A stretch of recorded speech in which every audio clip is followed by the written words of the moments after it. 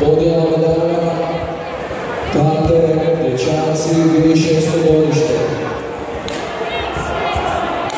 Drugo, treće mjesto, osvojio je Paša Bruno, karate klub Hondura. Treće mjesto, osvojio je Hobor Niko, karate klub Hondura.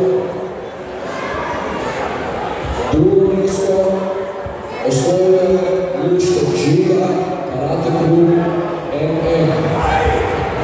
I prvo mjesto osvojio je Plavetić Marin, karate klub Šakovac.